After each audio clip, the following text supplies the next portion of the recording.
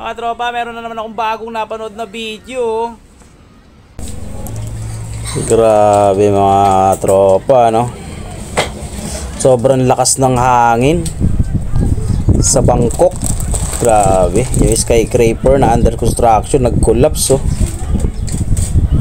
Kawawa yung mga construction worker natin dyan, no? Hindi pa na ibibigay yung sahod nila, eh.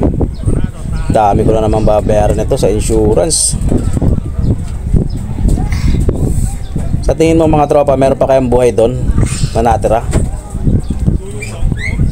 Ilang tao kaya yung mga construction worker na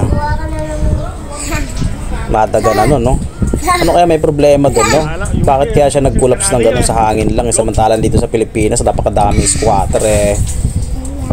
Bumagyo na lahat-lahat, eh. Sobrang lakas pa ng hangin, bumaha pa, pero yung yero lang naman ang nililipad, pero yung pumpahe hindi naman nagkukulaps, no? Pagdasal na natin mga tropa yung mga kamag-anak nila na makasurvive, no? Yung mga construction worker na maraming anak na naiwan yung pamilya, no?